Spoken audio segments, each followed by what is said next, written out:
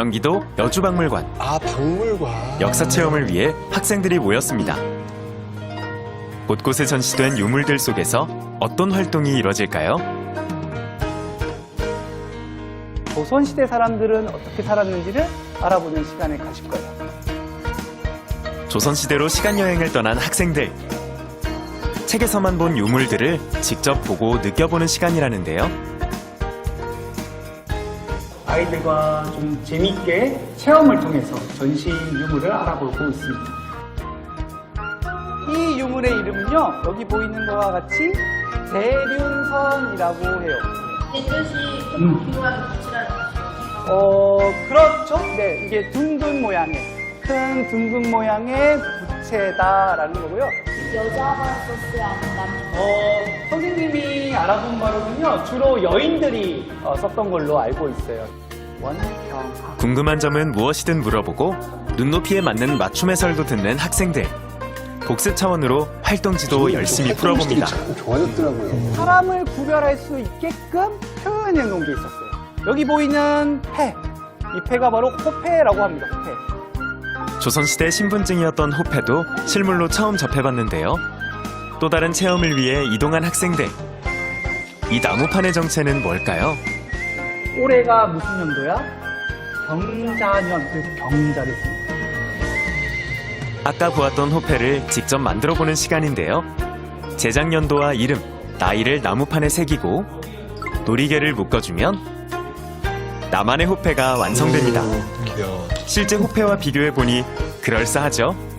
저희들이 이렇게 펜으로 쓰는데 다 일일이 새겨서 썼다는 게 되게 힘들었을 것 같아요. 조선시대 사람들은 이렇게 했다는 게 뭔가 신기해요.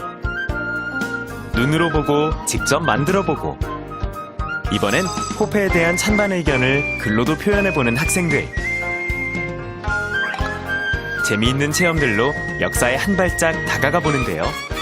우리 역사를 단순히 책으로만 보지 않고 직접 체험을 통해서 알 수 있다면 아이들에게 좀 유익한 시간이 되지 않을까.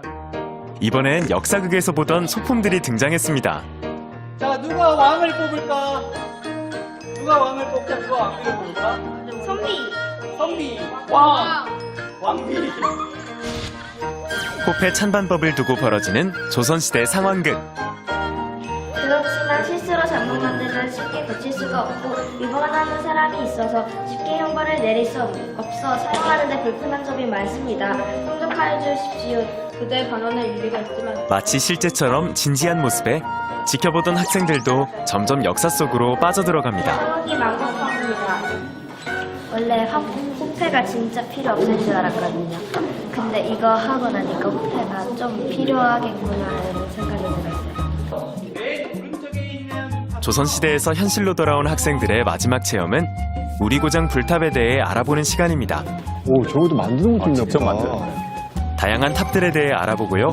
여주 하동 3층석 탑 모형을 본뜬 미니탑 만들기에 도전을 했습니다.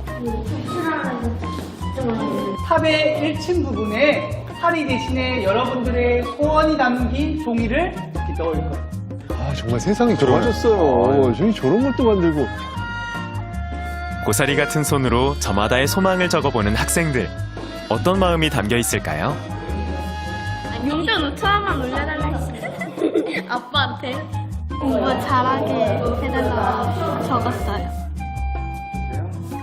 소망이 담긴 종이를 넣고 탑을 차곡차곡 쌓으면 미니탑 완성! 그야말로 심혈을 기울인 작품들입니다.